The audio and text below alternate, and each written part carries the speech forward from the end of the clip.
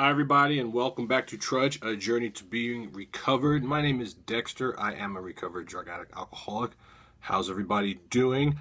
This is a submission for working with others, part 3. I actually did this about a year ago, maybe a little bit less, and I was going through the program and looking at some of the work that I had done and realized that this had been cut off and not uploaded in its entirety. So it's, 9 to 12 months later, and I'm doing it again. So when at the time for people to get to this part of the program, it'll be uploaded fully. So like I was committed to it back then, I'm committed to it now, and so I'm going to go ahead and redo it. I hope everybody's doing well. It is June of 2015, and it is hot as Hades outside. So I'm inside an AC, ready to take some time and redo this. So let's go ahead and start all our book studies like we normally do with the third step prayer for those of us who care to join.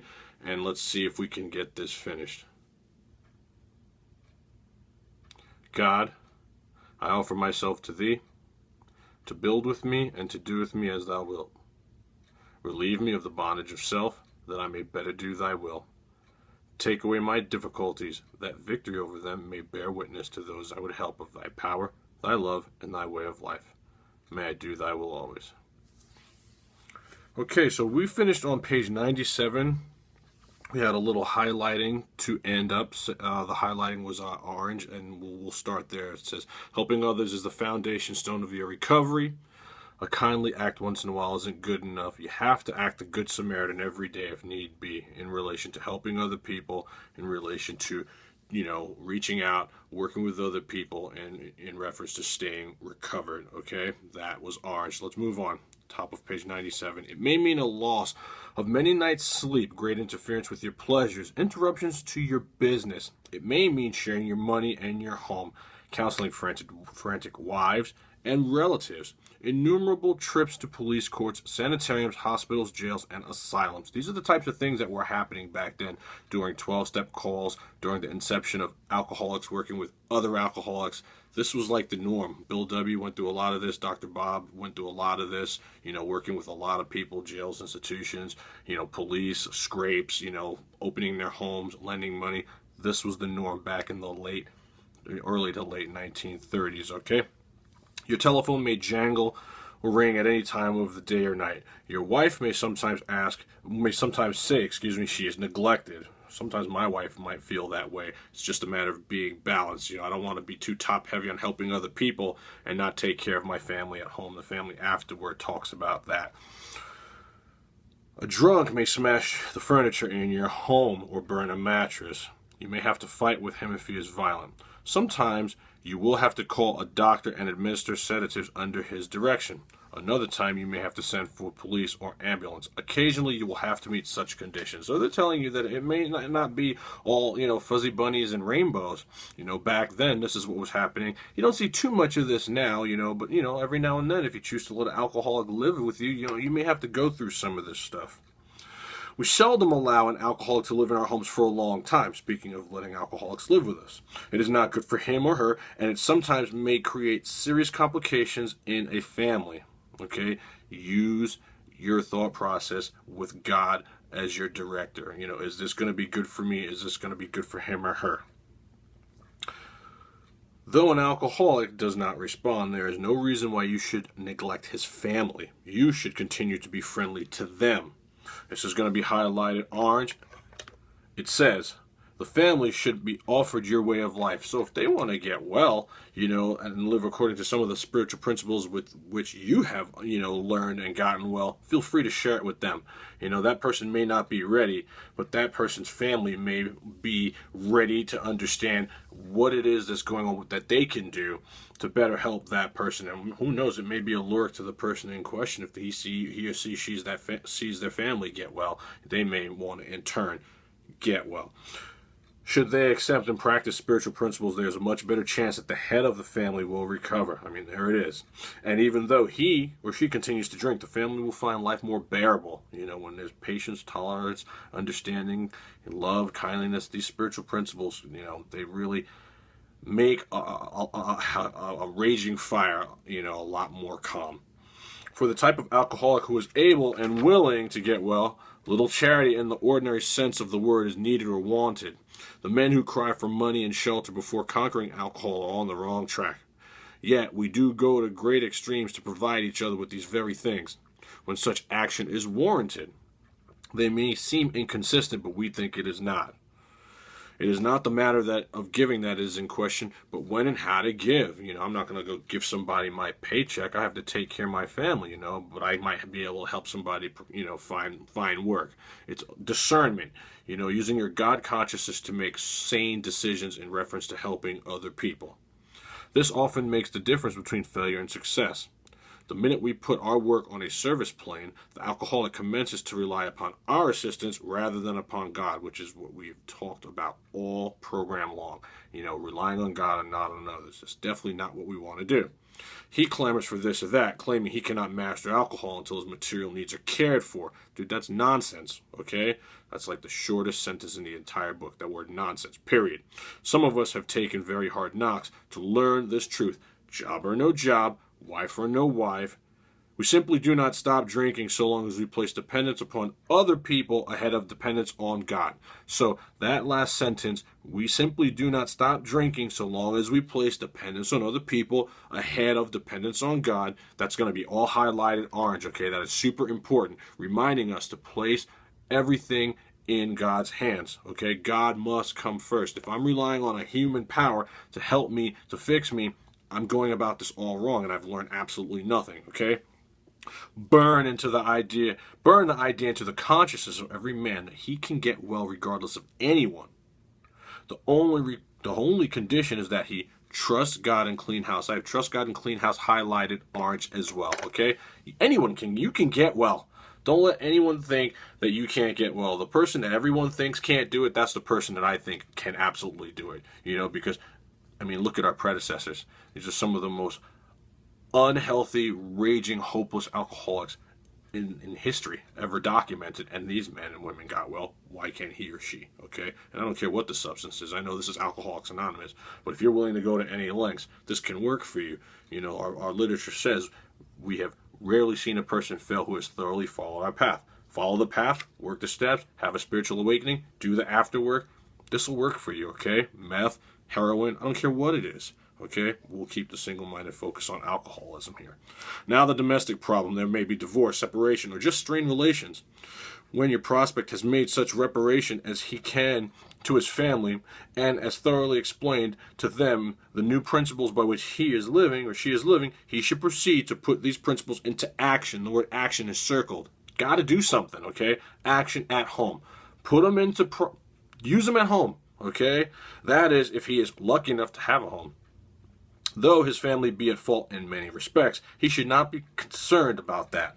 He should concentrate on his own spiritual demonstration. Don't worry about what your wife did or what your kids are doing. Worry about you. Take care of what you're supposed to be doing, okay? This is going to be highlighted orange. It says, argument and fault finding are to be avoided like the plague. Like today, that would be like herpes or AIDS, like something no one wants, like the swine flu. Like, you're to avoid argument and fault finding like that, okay? In many homes, this is a difficult thing to do, but it must be done. The word must, always circled. For some reason, I don't have it circled here.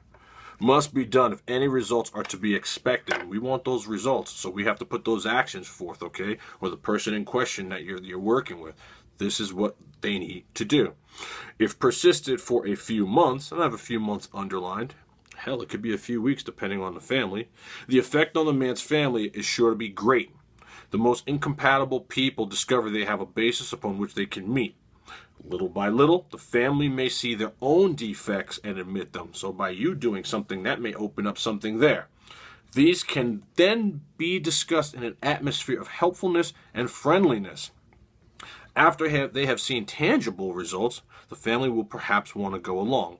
These things will come to pass naturally and in good time provided. However, the alcoholic continues. The word continues is circled, okay? More action. There's stuff that you have to do. Continues to demonstrate that he can be sober, considerate, and helpful, regardless of what anyone says or does, or regardless of whatever happens, okay?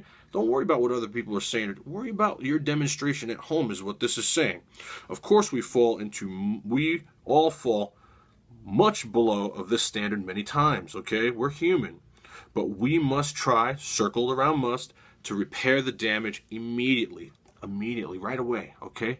Highlight that word orange, lest we pay the penalty by a spree. A lot of times, this kind of thing is what sends people back out, okay? Have to stay on top of the actions. Have to stay on top of implementing what we're learning here into the family, okay? This is what they want your sponsee or the person in question to do. You to do if you have not yet done it, okay? If there be divorce or separation, there should be no undue haste for the couple to get together. The man should be sure of his recovery. Sure of his recovery is going to be highlighted orange. I have the word sure circled, okay? There's several things you need to know about to be sure of your recovery. Spiritually fit, helping others, trusting God, sums it all up, okay? The wife should fully understand his new way of life, okay? She needs to know exactly what's going on and why you have to do it, okay? This is very important. Understanding alcoholism the way you've had to understand it, understanding the steps, why you've had to take the steps, disclosing so she can understand is an absolute must, okay? If their old relationship is to be resumed, it must be on a better basis, since the former did not work. So you basically have to now do some things differently. Obviously, 1 is to be sober, 2 is to be explanatory and work as a unit, okay? This means a new attitude and spirit all around. Sometimes it is to the best interest of all concerned that a couple remain apart. That's what happened to me and my ex-wife. I got well when we separated, okay? Not everyone is meant to be together. That's just my story, okay? Obviously, no rule can be laid down. They're telling you it's person specific, okay? It's situational. Let the alcoholic continue his program day by day. When the time for living together has come, if it ever comes again, it will be apparent to both parties. You won't have to wonder or question. It'll be apparent. It will be evident that this is the right move to make, okay? Let no alcoholic say he cannot recover unless he has his family back. Again, more nonsense. That's just not true, okay? This just isn't so. In some cases, the wife will never come back for one reason or another, okay? Remind the prospect that his recovery is not dependent upon people. It's just not. It's dependent upon God, okay? This is going to be highlighted orange. It is dependent on his relationship with God. I don't know how many times the book can say it in how many different ways, okay? They want you to know that your human power is not going to fix what's wrong with you if you are a real alcoholic who has placed yourself beyond human aid. We have seen men get well whose families have not returned at all. We have seen others slip when the family came back too soon. Okay? Situational. Be very careful. Don't force it. Don't rush it. Implement the work and wait. Okay? Both you and the new man must walk day by day in the path of spiritual progress. If you persist, remarkable things will happen. This is going to be highlighted yellow. These are the 12-step promises, my friends. It says when we look back, we realize that things which came to us when we put ourselves in God's hands were better than anything we could have planned. Follow the dictates of a higher power and you will presently live in a new and wonderful world. No matter what your present circumstances, no matter what your deal is, job or no job, woman or no woman, house or no house, you do this. This is promised to you. This is going to happen to you, okay? Walking along with God, living spiritually, uplifting your spiritual condition, helping other people, all of that embodies this 12-step promises. This will happen. And it may happen long before you get to step 12. When working with a man and his family, you should take care not to participate in their quarrels. Stay out of their stuff. That has nothing to do with you, okay? You may spoil your chance of being helpful if you do. But urge upon a man's family that he has been a very sick person and should be treated accordingly, okay? You should warn against arousing resentment or jealousy. You should point out that his defects of character are not going to disappear overnight. They may disappear quickly depending on how much work he puts into this, depending on what his God, the God of his understanding, wants for him, but they're not going to go away like that, okay? It just doesn't happen. Show them that he has entered upon a period of growth. Maybe even tell them about your period of growth and what that looked like, okay? Ask them to remember when they are patient. Look, man, the blessed fact that he's sober. You know what I mean? A month ago, two weeks ago, you would have signed up for that right now. Be patient. Ask the family to be patient, okay? Be tolerant. Be kind. Be loving. He's not drinking. She's not drinking, all right? It might seem like the end all for some people, but it's a good start. Okay, no one's getting hurt. Be patient. It's coming. If you have been successful in solving your own domestic problems, tell the newcomer's family of how that was accomplished. I mean, I've had to do that several times, you know. I've been able to at least have a relationship with my son today. I have a good job today. Talk about the hope. Talk about the promises. Talk about the things that have happened to you. No one wants to hear how many bar stools you have fallen off at this point. There's no place for that there, okay? They need to identify with some hope. Lay it on and lay it on thick. And this way you can set them on the right track without becoming critical of them.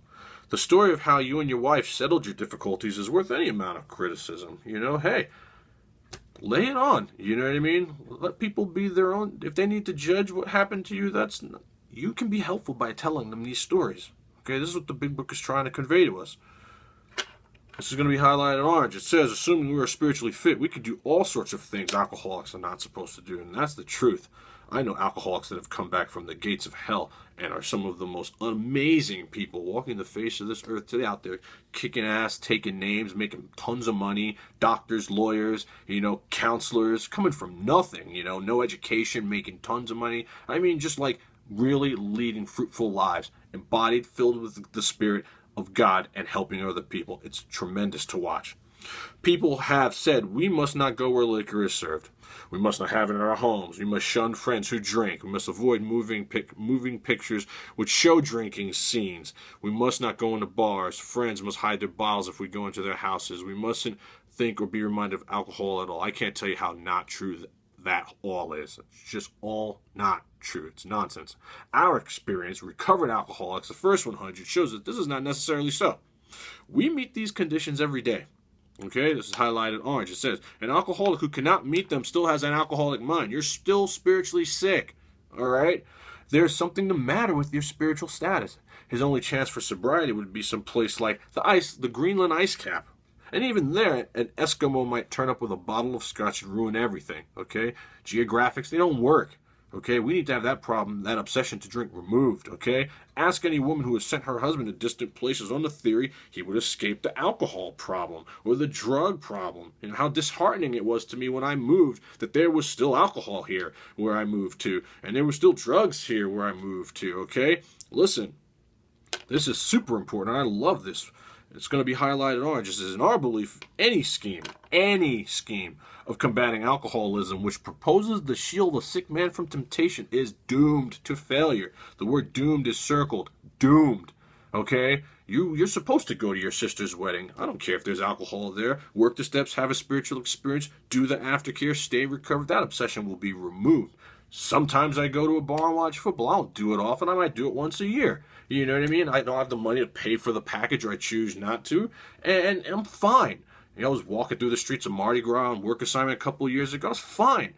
People are telling other people that they shouldn't do this. And yes, you shouldn't if you're not spiritually fit. But if you are a recovered alcoholic, the whole point of that is happy, joyous, and free. You've done the work and you've walked through an arch through which you have become a free man or woman. You can go anywhere. You know, not going here and not doing this and not doing that, that's not happy, joyous, and free. Dude, that's hell on earth. We didn't get sober to do that, right? If the alcoholic tries to shield himself, he may succeed for a time, but he usually winds up with a bigger explosion than ever. And this is real talk for real understanding. This can happen with anything: sex, drugs, food, porn, alcohol. This is our bitter existence. Men and women are writing this about. Okay, they are telling their stories of this is what happened to them. We have tried these methods. These attempts to do the impossible have always failed. Always. The word always is circled. Okay, so we're going to highlight this orange. So our rule, the word rule is underlined. People think there's no rules. There's a couple rules in this book. Page 27 is rule number 1. This is rule number 2. No, page 74 is rule number 1. This is rule number 2. And rule number 3 is page 118. Okay, later on in the program of TRUDGE, we talk about rule number 3. But this rule number 2 is not to avoid a place where there is drinking, if we have a legitimate reason for being there. That's highlighted orange. The key word there is legitimate. Legitimate. All right? If you don't know what that means, look this up. You have a solid reasoning behind being there. Okay, you're not trying to live vicariously from other people or do something you really shouldn't be doing on the low. It's legitimate for you being there. That includes bars, nightclubs, dances, receptions, weddings, even plain ordinary whoopee parties, whatever that is, okay? To a person who has had experience with the alcoholic, this may seem like tempting providence, but it isn't. Recovered alcoholics can go anywhere they want to go as long as they trust God, clean house, and help others. And I'm telling you, it is a freeing feeling to just be able to live, okay? And not have to feel like you are in prison because you're an alcoholic. It goes on to say, you will note that we made an important qualification. Therefore, ask yourself on each occasion. Some actions here. Green, okay? We're going to highlight this green. Have I any good social, business, or personal reason for going to this place? Yeah, my sister got married in Jamaica. Yeah, my brother got married in Cartagena. Yeah, I was on work assignment in Mardi Gras. You know what I mean? Yeah, I want to watch my team on the screen. Legitimate. Okay? Legitimate.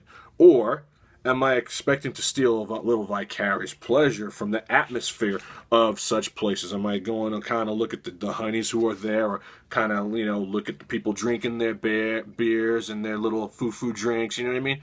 Legitimate, guys. If you answer these questions satisfactorily, you need have no apprehension. Go or stay away, whichever seems best.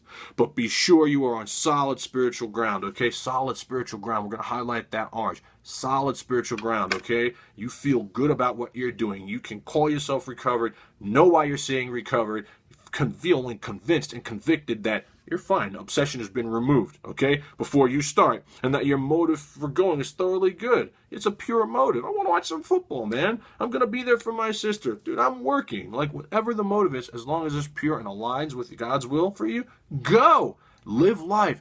Love life. What's the point of doing this if we're not going to be able to do stuff, okay? Do not think of what you will get out of the occasion. Think of what you will bring to it. But if you are shaky, you had better work with an alcoholic instead. Better work with an alcoholic instead. Highlight it and underline. It doesn't say you'd better go run to a meeting. Okay?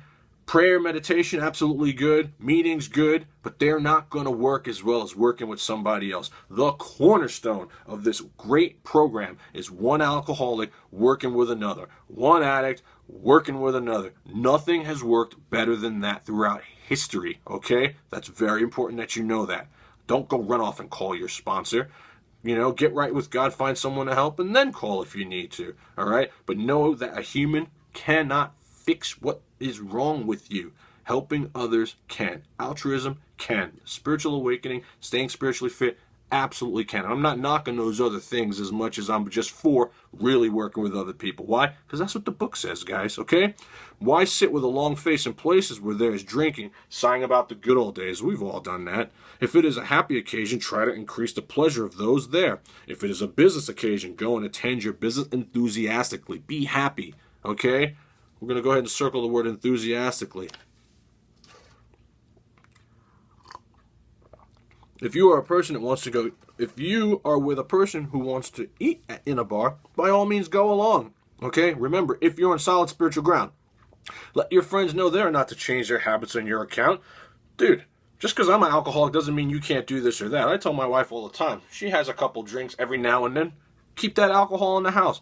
You shouldn't have to not do that because I'm an alcoholic. I work my program. The obsession to be drinking and deal with alcohol on that level has been removed. Nobody should have to change their lives on my account, okay? At a proper time and place, explain to all your friends why alcohol disagrees with you. If you do this thoroughly, few people will ask you to drink. While you were drinking, you were withdrawing from life little by little. Now you are getting back into the social life of this world. Don't start to withdraw again just because your friends drink liquor. Hey, man, go for it. As long as you're not hurting me or hurting anybody else, I'm cool with it. Now, am I going to go out with someone who's a raging alcoholic who can't stand up after a couple of... God is removed for those people from my life anyway. You know what I mean? The circle has completely changed since I've done this, and I couldn't be happier, okay? This is going to be highlighted orange. It says, your job now is to be at the place where you may be of maximum helpfulness to others, so never hesitate to go where you can be helpful. Never. And that means anywhere, okay? Crack house, to the mall, to a friend's house, whatever. Just remember, legitimate reasons behind it, staying spiritually fit. If you're not spiritually fit or you feel shaky, don't go. So I don't want people to misunderstand what I'm saying. This is for people who feel recovered and convicted in what we have done here as the result of working these steps. God is your conscience, okay? You should not hesitate to visit the most sordid spot on earth on such an errand. The worst spots on earth. They're telling you, if you feel like you are in the realm of being recovered, go there and be helpful. Okay, Bill W., Dr. Bob, Bill D., I mean, they were going all types of places to pull people out of the ghettos and the barrios and the skid rows. I mean, we need to be doing that. We need to be on the front lines. We need to be in the pots and pans helping these guys out, okay? This is going to be highlighted orange. Keep on the firing line of life with these motives, and God will keep you unharmed. It's been my experience. Many of us keep liquor in our homes. It's no big deal. You know, my wife likes to have a margarita once in a blue moon. She should not be able to do that because I'm an alcoholic. We often need to carry green recruits through a severe hangover. Some of us still serve it to our friends, provided they are not alcoholic. This is the type of stuff they were doing in the late 1930s. I would never do this. You know what I mean? Just times have changed a little bit. Rehabs, detoxes, I'm going to take you to the hospital. I'm not going to feed you alcohol. That's what you kind of see the changes between then and now. How while the solution hasn't changed, some of the things that they used to do back then, we would never do today. At least I wouldn't do. But some of us think we should not serve liquor to anyone. We never argue this question. We feel that each family, in the light of their own circumstances, ought to decide for themselves. Hey, it's a personal decision. It's fine. You don't want to do that? No one says you have to. No one says you have to have alcohol in your homes. No one says you shouldn't. Let God be your guide. Let God be your conscience. God will tell you what you want to do and how you should do it, okay? We are careful to never show intolerance or hatred of drinking as an institution. Experience shows that such an attitude is not helpful to anyone, okay? The word helpful is circled. You know, when I first got sober, you know, I was against everybody that drank. That's not what we're supposed to be doing. You know, this is my deal. Let them do what they do. You know, we're not here to judge or character assassinate anyone. You know, the truth of the matter is, I was just mad that I couldn't drink with impunity anymore because I was an alcoholic. I hadn't yet worked these steps. I hadn't yet worked all my stuff out. Okay, they're telling us not to do that. Every new alcoholic looks for this spirit among us and is immensely relieved when he finds that we are not witch burners. We're not, okay? This is going to be the last highlight of the chapter. It's going to be orange. A spirit of intolerance might repel alcoholics whose lives could have been saved had it not been for such stupidity. I mean, they're telling you point blank, acting that way is just flat out stupid, okay? You can't help somebody acting that way. We would not even do the cause of temperate drinking any good, for not one drinker in 1,000 likes to be told anything about alcohol by one who hates it. I mean, this is just beautiful and very well written. Someday we hope that Alcoholics Anonymous will help the public to a better realization of the gravity of the alcoholic problem, but we shall be of little use if our attitude is one of bitterness or hostility. Remember, patience, tolerance, kindness, and love. We're not trying to come at these people, you know, burning crosses and being angry and being upset and, you know, don't you get it? And that's not what we're here to do, okay? God, our higher powers would never want us to act in such a capacity, and we wouldn't never want to represent this program in that manner, okay? Drinkers won't stand for it anyway. They're just not going to deal with that. You can't get through to somebody. You get more, look, you're going to get more sugar. You're going to get more bees with honey, excuse me, okay? Go about it the right way.